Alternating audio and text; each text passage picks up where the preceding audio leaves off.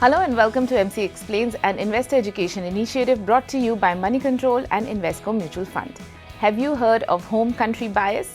Okay, let me ask you another question. Are you only invested in financial securities listed in India? Stocks and bonds all issued by Indian companies? Have you ever thought whether that's an optimized allocation of your money? Here's the thing, home country bias exists in all of us. We live in India and recognize its stories, hence investing in domestic capital markets seems easy, comes naturally. Since we see the growth in the economy firsthand, we also begin to feel that this is the best place to invest. After all, domestic capital markets have given considerable returns in the last few decades since 1991.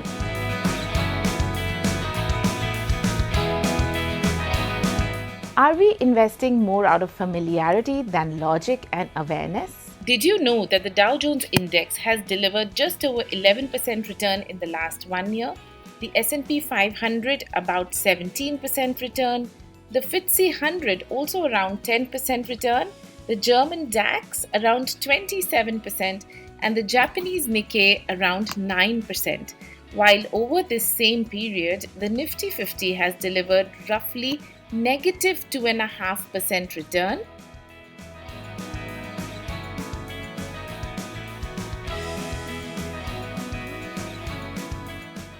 Investing beyond your home country is a diversification call that might add positively to your overall portfolio returns. Not just that, through international funds, you too can invest in companies and stocks listed overseas but via a domestic mutual fund structure. The domestic fund may be investing directly in stocks listed overseas, or it may be investing in a managed fund of stocks listed overseas. International funds are a separate category of mutual fund schemes, and there are many geographies and themes you can select from. There are also domestic equity funds which combine both Indian and overseas equity stocks.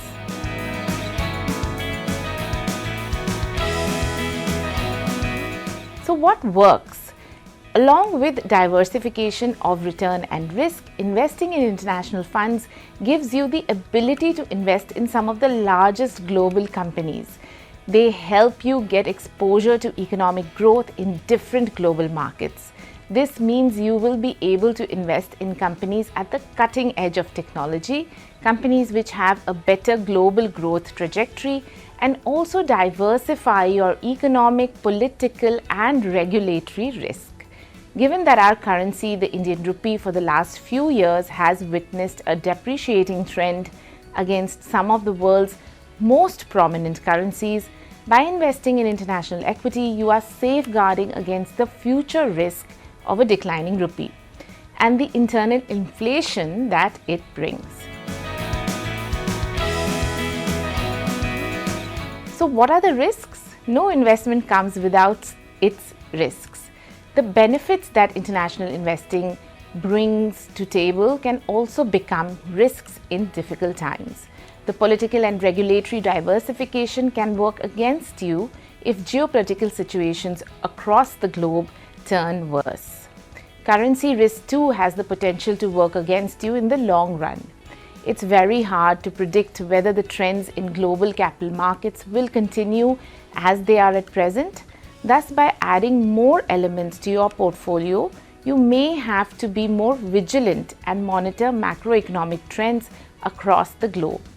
Also, analyzing performance is going to be a bit more tedious. Unlike investing in a domestic mutual fund scheme where you can compare performance against the benchmark and within a peer set, in case of the international fund selection available here, you may or may not find a relevant peer set accessible to invest in India. Hence, you'll end up relying more on the absolute performance of the fund rather than being able to find the best international fund investment on a relative risk-adjusted basis. Nevertheless, going through the fund route means that you don't have to do any research around the individual stocks and financial securities. Qualified professionals managing the fund will do that for you. What you need to do is focus on the geographical exposure in terms of international investing, and shifting across markets over the medium to long term. There are multiple mutual fund schemes which allow you to access international equities. You should be aware of both diversified mandates and thematic portfolios. For example, if you look at the performance of global tech funds available for Indian investors through international funds, the last 1 year return has been relatively higher than a majority of the other available international investment themes. However, when it comes to longer term 3, 5, 10-year returns, it's the diversified portfolios which show a more sustainable return. Thus, not just geography but the sector exposure matters too. Lastly, you have to do your own research around the costs of investing in an international fund, as it's possible that there are fund management fees to be paid at two levels: in India for the feeder structure and overseas for the original fund. What you should also know is that mutual fund houses in India have to adhere to a regulatory cap when it comes to investing in international securities. SEBI has set an overall industry limit of $7 billion for overseas investments and a limit of $1 billion for investments in overseas ETFs that invest in securities. Because of this regulation, there is a temporary suspension in fresh subscriptions in overseas ETFs in order to avoid breach of industry-wide limits for investment in overseas ETFs. There was some change in taxation of gains from international funds. Keep in mind that gains are taxed only when sold. Current tax guidelines state that if you have invested in international funds on or after the 1st of April 2025 and you hold the units for less than 24 months, it's classified as short-term capital gains subject to tax at your slab rate.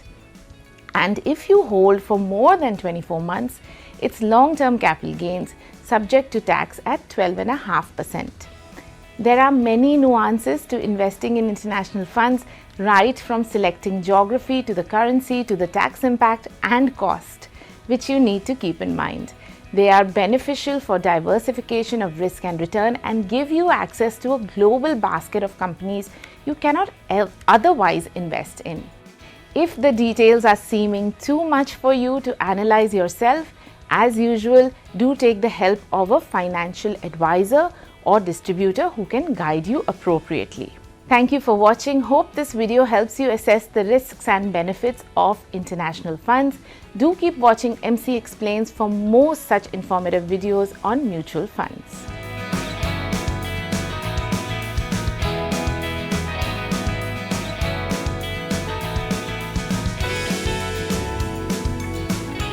Mutual fund investments are subject to market risks. Read all scheme-related documents carefully.